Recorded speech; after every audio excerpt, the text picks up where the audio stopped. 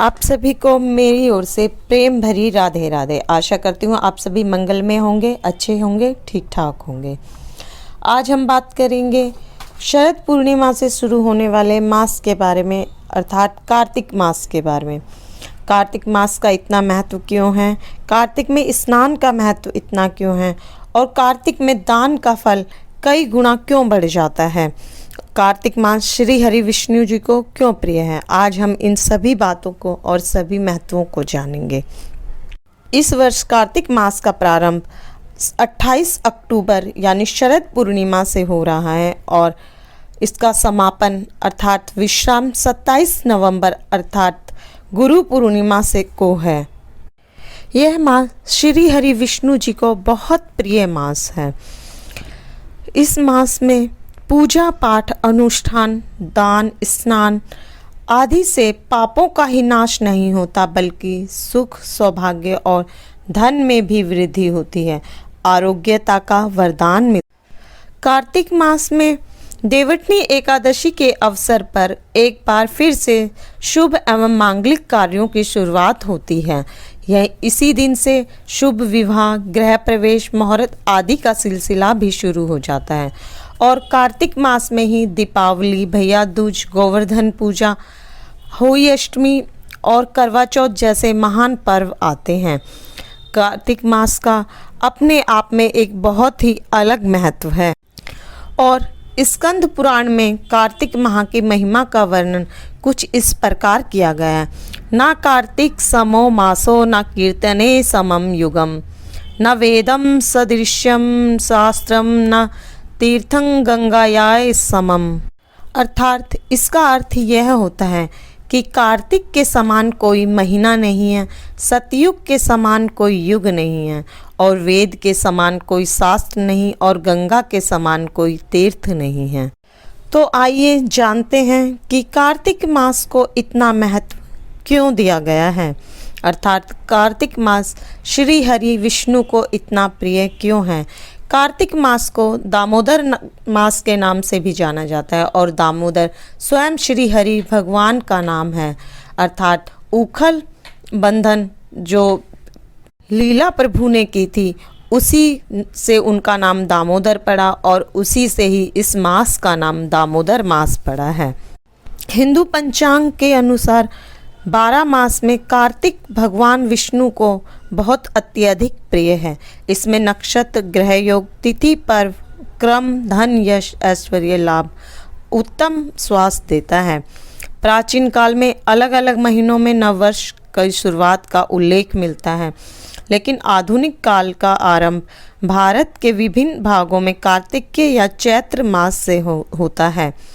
इसी मास में शिवपुत्र कार्तिकेय ने तारकासुर राक्षस का वध किया था, इसीलिए इसका नाम कार्तिकेय भी पड़ा है, जो अपने आप में विजयी दिलाने वाले मास के नाम से भी प्रसिद्ध है। कार्तिक महीने का महत्व स्कंद पुराण, नारद पुराण और पद्म पुराण में भी मिलता है।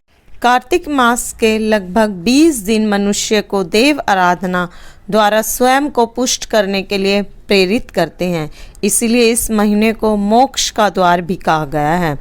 शास्त्रों में कहा गया है कि कार्तिक मास में मनुष्य की सभी आवश्यकताओं जैसे उत्तम स्वास्थ्य, परिवार उन्नति, देव कृपा आदि का आध्यात्मिक समाधान बड़ी आसानी से हो जाता है, परंतु इसके लिए हमें कुछ नियमों का पालन करना होता है। तो आइए जानते हैं कि कार्तिक मास में क्या करें और क्या ना करें। सबसे पहले कार्तिक मास में स्नान को बहुत अधिक महत्व दिया गया है। कार्तिक के पूरे माह में ब्रह्म मुहूर्त में पवित्र नदी में स्नान का विधान है, परंतु यदि हमारे आसपास कोई नदी या कोई तालाब या कोई सरोवर ना हो तो हमें अपने घर के बाथरूम में ही स्नान ब्रह्म मुहूर्त में करना चाहिए और जल के पात्र में हमें थोड़ा सा गंगा जल डालकर ही स्नान करना चाहिए। इस महीने में तुलसी पूजा का विशेष महत्व है। कार्तिक मास में ब्रह्म मुहूर्त में तुलसी पूजा का और संध्या के समय दीपदान का बहुत अत्यधिक महत्व है। वैसे तो पूरे महीने ही दीपदान को बहुत अधिक महत्व दिया गया है। हमें इस महीने दीपदान अवश्य करना चाहिए। इस महीने में हमें नदी, पोखर, तालाब आदि में भी दीपदान करना चाहिए यदि वो हमारे नज़दीक हो तो। और इसका मुख्य एक और कार्य है, हमें ज़मीन पर सोना चाहिए, अर्थात भूमि पर सोने से मन में सात्विकता का भाव आता है और अन्य विकार भी समाप्त हो जाते हैं। इस महीने सिर्फ एक ही दिन तेल लगाया जाता है। कार्तिक के महीने में केवल नरक चतुर्थी पर ही तेल लगाएं।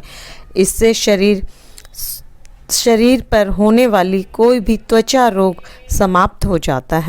अर्थात सिर्फ छोटी दीपावली के दिन ही अपने पूरे शरीर पर तेल लगाएं।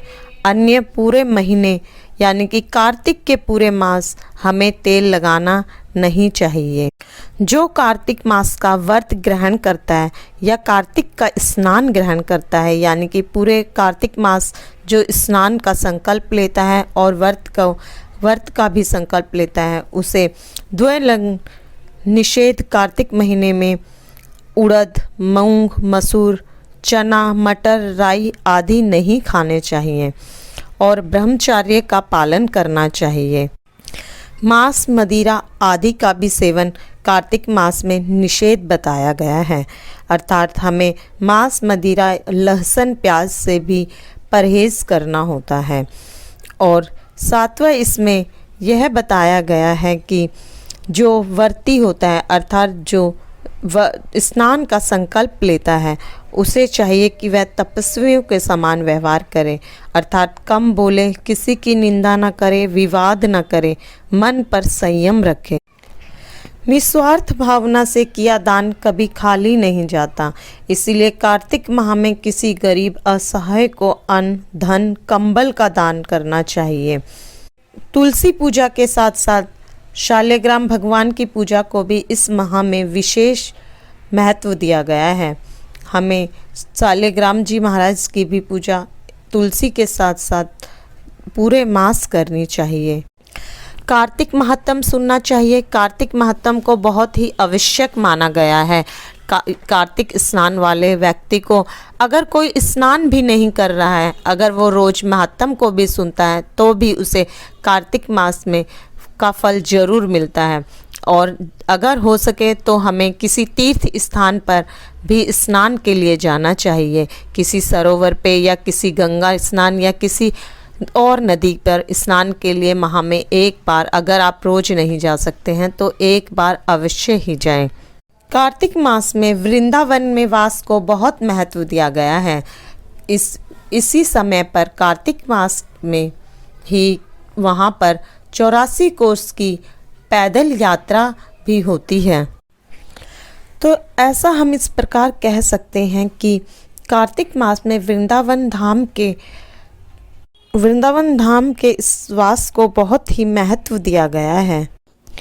आप सभी को मेरी ओर से एक बार फिर राधे राधे। और ऐसी ही रोचक जानकारियों के लिए मेरे चैनल को सब्सक्राइब करें, शेयर करें एंड लाइक करें। इसमें मैंने सिर्फ कार्तिक माह के महत्व को बताया है और स्नान को बताया है, और कार्तिक स्नान की विधि और रोज की कहानी और महत्व को सुनने के लिए मेरे चैनल को सब्सक्राइब जरूर करें।